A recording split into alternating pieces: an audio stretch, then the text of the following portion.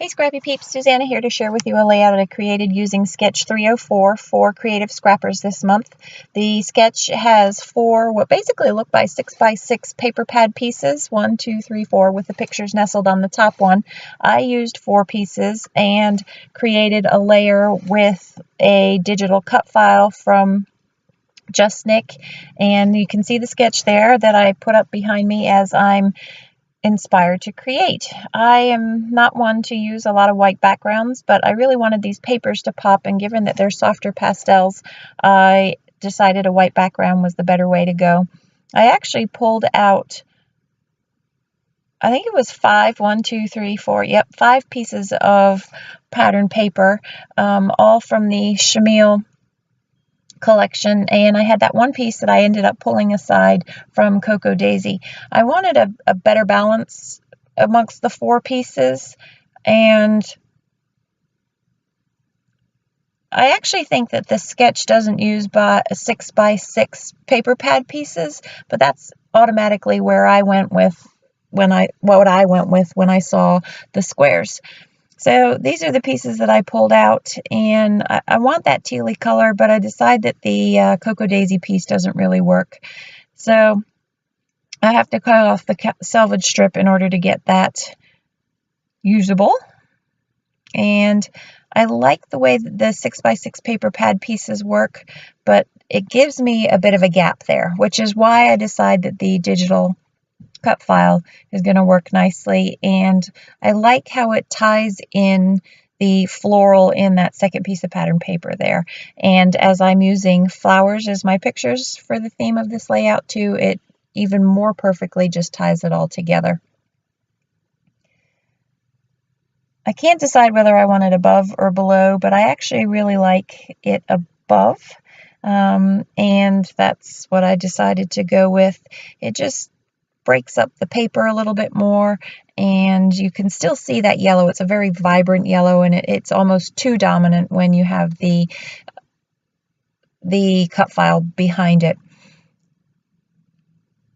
I really like these flowers and wanted a little extra floral in the layout, so I'm playing with these strips before I fussy cut them and decide whether I do need to fussy cut them or not.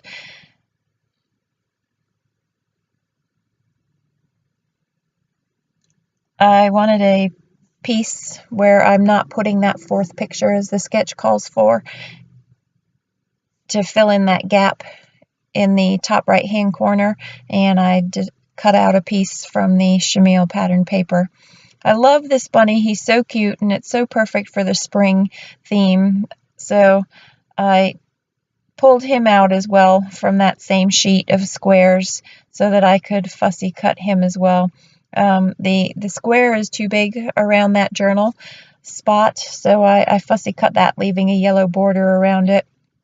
And I sped this up because you don't need to see me fussy cut. You all know how to do that. The bunny as well, to give him a little pop off of my page. And then I see the smaller bunny, and he could be better because that bunny is awfully big, and I think there's a sticker as well that I could have used. But I decided that the fussy cut bunny was kind of fun. I really like those clouds, and how I originally construct my layout, I construct it with things filling in that white space. You'll see at the end of the layout that I deconstruct the layout non-intentionally, and go back to leaving everything on the diagonal, moving from the bottom to the top, and then leave that white space for the most part on those corners. So I've decided I like this as the main background of my layout, and go ahead and start sticking things down, only I didn't give myself enough room to really proportionally space out those squares as they move up the page. So I have to remeasure with my ruler to get that proportion right.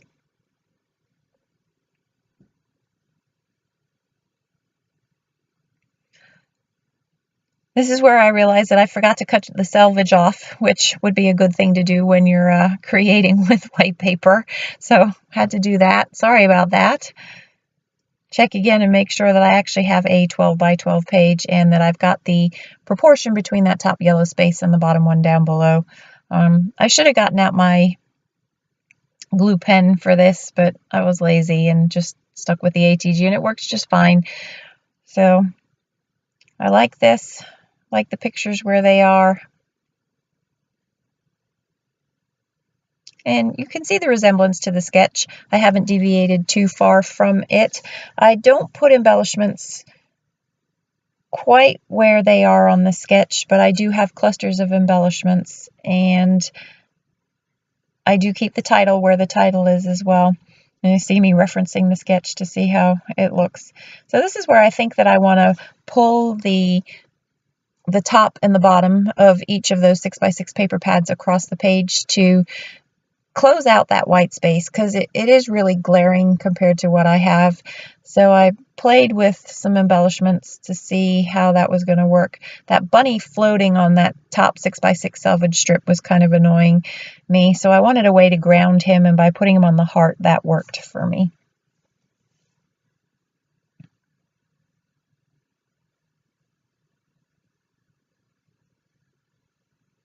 Just playing around with embellishments to see where things go. These were our first spring flowers.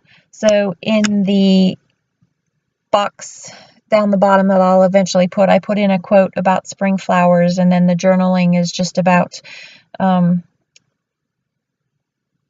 spring flowers. These are the same flowers that come up every year, the Lenten rose, 2 different kinds of Lenten roses, and I believe that's our first yellow crocus of the year and our only yellow crocus of the year. We have bunnies that like to come and chop off crocus heads, and the squirrels that run around knock them over.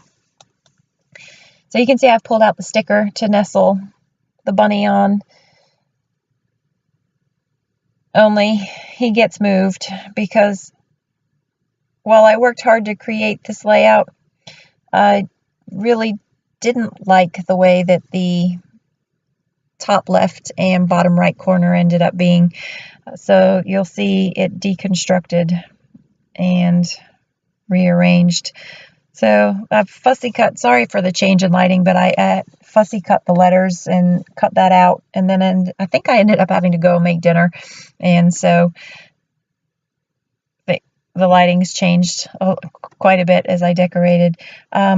I wasn't sure that I was going to like those black lines, so I just drew them on packaging to check and see, and it's easy to wipe the pen off the packaging to see if that's what you liked. So you saw me thumbs up. I thought I liked that layout. Now you can see where I've pulled the elements off because it really bothered me that way, and I just put that square frame, cut it in half, and decided to use those as giant photo corners to anchor everything down and kind of keep the white space but close it off and contain it within the same frame on that 12 by 12 piece of paper.